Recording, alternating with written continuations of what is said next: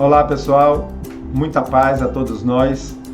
Vamos aqui para mais um trecho do Evangelho segundo o Espiritismo, que nós estudamos dentro do Evangelho no Lar, né, para compreendermos esse capítulo 27, Pedi e obtereis. Estamos fazendo um longo estudo sobre a prece, o que é que funciona numa prece, o que é que não funciona, o poder da prece, né, ou da oração, tanto faz. Então estamos fazendo um longo entendimento com vários subtópicos. E hoje, dentro desse capítulo 27, Pedi e obtereis, vamos estudar preces inteligíveis, que são os itens 16 e 17. Primeiro, o que é uma coisa inteligível? É uma coisa de fácil compreensão. Aquilo que você olha ou escuta e compreende. Isso é uma coisa inteligível. Então, são preces em que a gente entende o que está falando.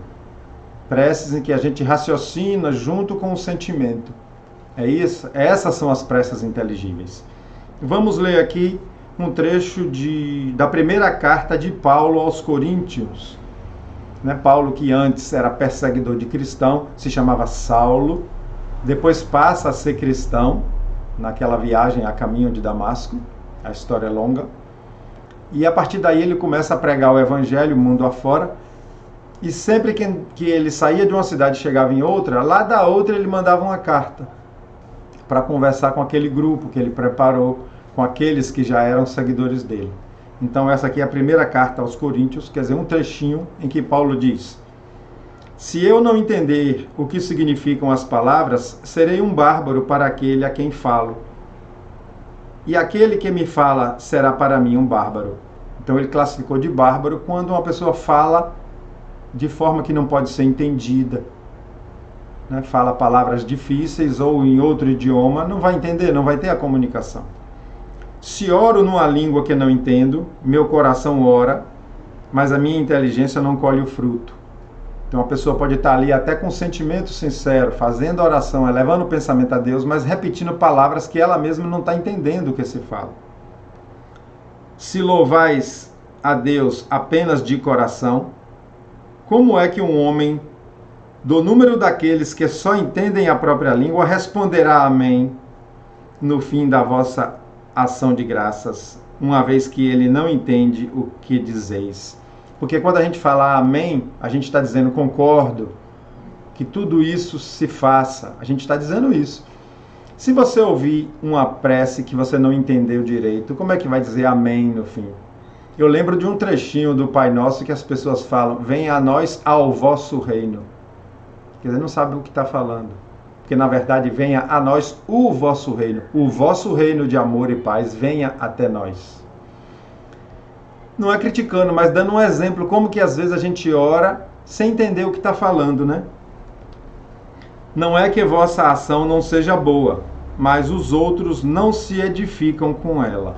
Então Paulo, com esse trecho, estava instruindo aqueles que ele deixou na cidade anterior e que estava continuando o trabalho dele lá naquela cidade. Então ele mandava essa carta para orientar sempre. Ele mandou várias cartas, né? Então agora aqui vem o comentário. A prece só tem valor pelo pensamento que ele está conjugado, que ele está ligado, né? A prece vai ter o valor de acordo com o pensamento que eu ligo a essa prece. Ora, é impossível ligar um pensamento qualquer ao que se não compreende, porquanto o que não se compreende não pode tocar o coração. Então tá aí, claro, né? Se eu falo e não compreendo o que eu estou falando, estou repetindo um trecho, não toca o coração. Para a imensa maioria das criaturas, as preces feitas numa língua que elas não entendem não passam de amálgamas de palavras que nada dizem ao espírito. Amálgamas é um monte, um punhado, né? Um conjunto. Então, não passam de um monte de palavras que nada dizem ao espírito dela. Para que a prece toque, preciso se torna que cada palavra desperte uma ideia, e desde que não seja entendida, nenhuma ideia poderá despertar. Então, quando se fala, aquela fala deve despertar ideias, imaginações, aprendizado. Então não faz sentido ficar escutando uma coisa que não se entende. Existe religiosos que fazem preces em línguas estranhas e fala embolado, coisas que não existem, até palavras que não existem, fala línguas estranhas, querendo seguir, né, o trecho da Bíblia, e na verdade aquilo não está tocando ninguém. Ou então, quando a prece é rebuscada vamos falar do português aqui no Brasil, né? Quando é rebuscada de um português difícil, de um português sofisticado, aquelas preces que a pessoa quer fazer para encerrar uma reunião ou para iniciar uma reunião, e se alonga, fala em palavras rebuscadas e ninguém entende no final. Então ele está falando justamente sobre isso. Será dita como simples fórmula, cuja virtude dependerá do maior ou menor número de vezes que a repitam. Muitos oram por dever, alguns mesmo por obediência aos usos, pelo que se julgam quites, desde que tenham dito uma oração determinado número de vezes e em tal ou tal ordem. Então, muitas vezes fala, você vai rezar 10 Pai Nossos, 20 Ave Marias, como uma obrigação, como um dever e às vezes como um castigo. Não é oração isso. A oração é sentimento.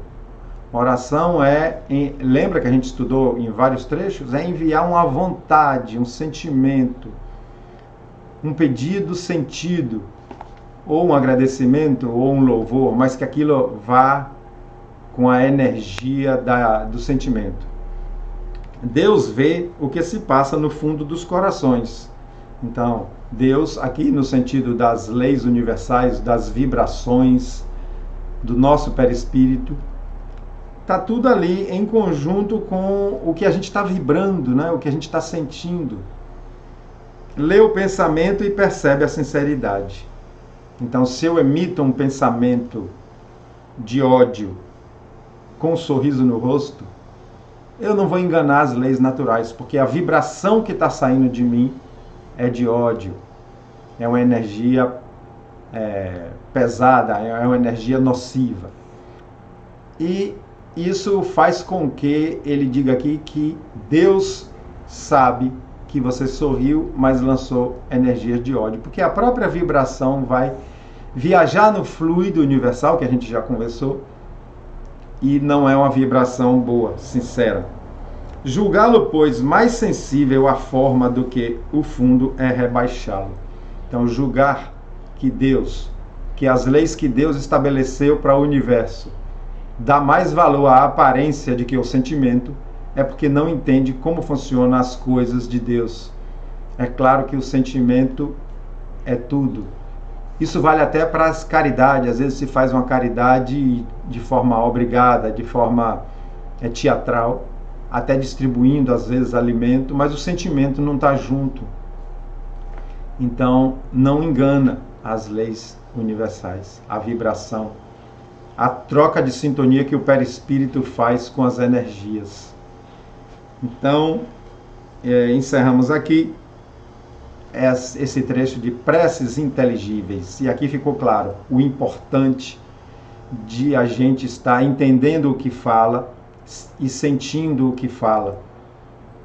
Se for fazer preces padronizadas, como é o Pai Nosso, como é a Ave Maria, que se entenda o que está falando, que se preste atenção ao que está falando, para que aquilo envolva em compreensão e sentimento. Se não, faça a prece, mesmo que não seja padronizada, da sua cabeça, de suas palavras, de suas intenções, de suas vontades naquele momento, com o pensamento ligado a Deus. Então vamos deixar aqui o nosso estudo de hoje. Que nosso Senhor Jesus abençoe nossos lares, nossas famílias, e que os bons espíritos estejam sempre presentes nesses momentos em que a gente busca a luz do Cristo. Um abraço, até o próximo.